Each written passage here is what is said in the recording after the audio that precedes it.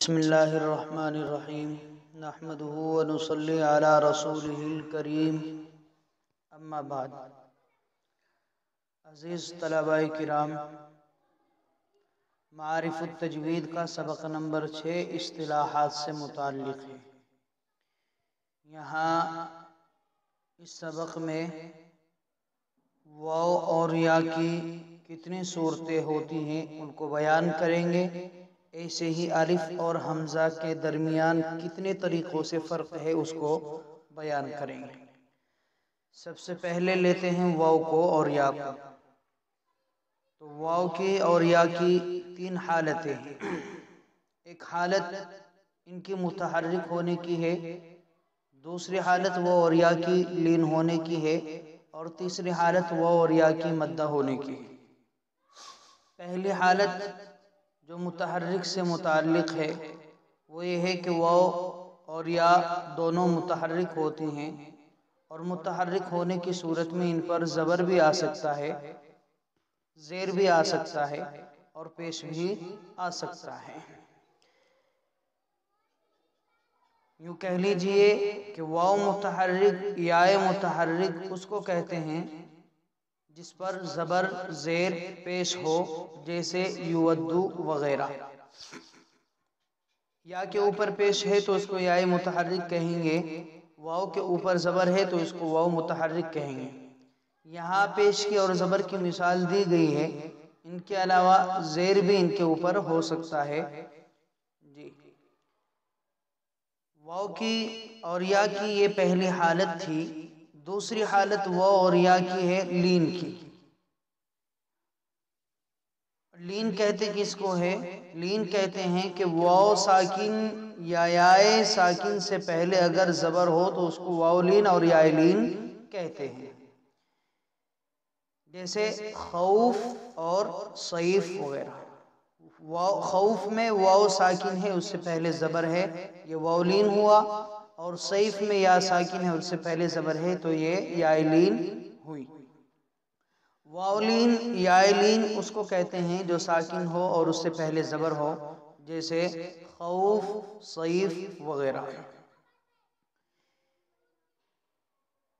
تیسری حالت واو کی بیان کرتے ہیں، اور وہ حالت مدہ ہونے کی ہے۔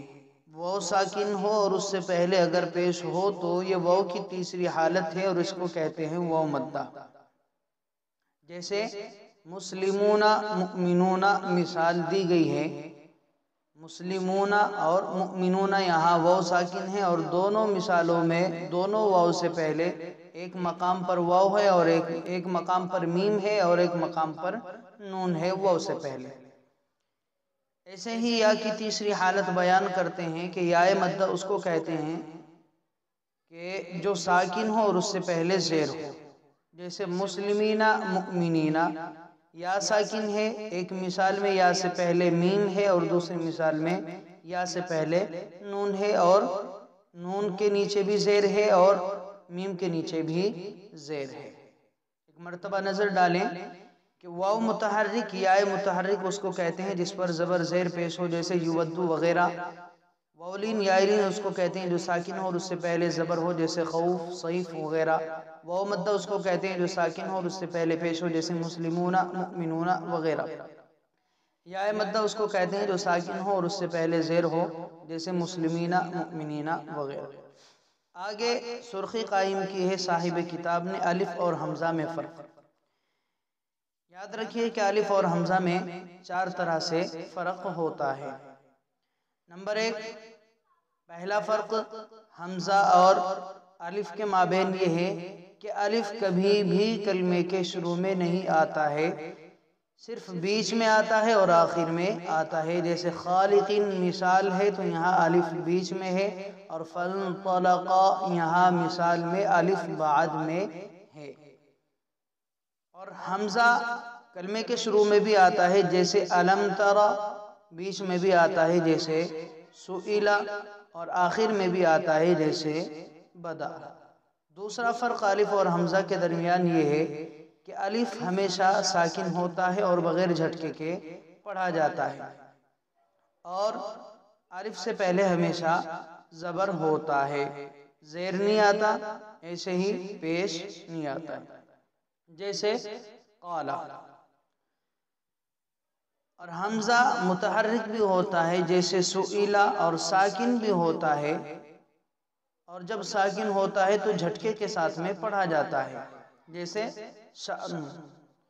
اور جب حمزہ ساکن ہوتا ہے تو اس سے پہلے تینوں حرکتیں آ جاتی ہیں، زبر بھی آتا ہے، زیر بھی آتا ہے، اور پیش بھی آتا ہے، جیسے مأکول میں زبر ہے حمزہ سے پہلے، اور یؤمنون میں حمزہ سے پہلے پیش ہے، اور بئرون میں حمزہ سے پہلے زیر ہے۔ تیسرا فرق الف اور حمزہ کے درمیان یہ ہے کہ الف پر سکون کی علامت جزم بنی ہوئی نہیں ہوتی ہے، اور حمزہ ساکنہ جو ہوتا ہے اس پر سکون کی علامت بنی ہوئی ہوتی ہے، جزم۔ جیسے فاعلون جو مثال ہے، اس میں الف ہے، الف ساکن ہے، لیکن اس کے اوپر سکون کی علامت جزم بنی ہوئی نہیں ہے۔ اور تأکلون جو مثال ہے، اس میں حمزہ ساکن بھی ہے، اور حمزہ کے اوپر میں سکون کی علامت جزم بنی ہوئی ہے۔ چوتھا فرق حمزہ اور الف کے درمیان یہ ہے کہ الف کی ایک متعین صورت ہے، الف جو ہے وہ کھڑا ہوتا ہے، اس کے علاوہ حمزہ کی کوئی متعین صورت نہیں ہے۔ حمزہ کبھی تو الف کی صورت میں آ جاتا ہے، جیسے سألا، کبھی یا کی صورت میں آتا ہے، جیسے یستہزئ، کبھی واو کی صورت میں آ جاتا ہے، جیسے جزاء۔ اب جو حمزہ اور الف کا فرق پڑا ہے، یا آپ حضرات نے سماعت کیا ہے، تو ان فروق کو مد نظر رکھتے ہوئے یہ بات یاد رکھنی چاہیے کہ جس الف کے اوپر کوئی حرکت ہو یا جزم بنی ہوئی ہو تو وہ الف نہیں ہوتا ہے بلکہ حمزہ ہو جاتا ہے۔ اب آپ کتاب سے اپنی اس تفہیم کو ملائیں۔ الف اور حمزہ میں فرق: الف ہمیشہ مدہ ہوتا ہے، بلا جھٹکے پڑھا جاتا ہے، صرف کلمے کے درمیان اور آخر میں آتا ہے، اس سے پہلے ہمیشہ زبر ہی ہوتا ہے، اور وہ ساکن ہوتا ہے مگر اس پر سکون لکھا ہوا نہیں ہوتا۔ اگر سکون لکھا ہوا ہو تو پھر وہ الف نہیں حمزہ کہلاتا ہے، اور اگر سکون لکھا ہوا ہو، یہاں سے حمزہ کے متعلق بات کر رہے ہیں اور یہاں سے پہلے الف سے متعلق بات کی، اور حمزہ متحرک بھی ہوتا ہے، ساکن بھی ہوتا ہے، کبھی جھٹکے سے پڑھا جاتا ہے، کبھی نرمی سے۔ کلمے کے شروع، درمیان اور آخر تینوں جگہ میں حمزہ آتا ہے، اور اس سے پہلے کوئی بھی حرکت آ سکتی ہے۔ یہ آپ حضرات کا سبق تھا، اس کو سمجھیں۔ اللہ رب العزت سمجھ بوجھ کی توفیق عطا فرمائے۔ وما علینا الا البلاغ۔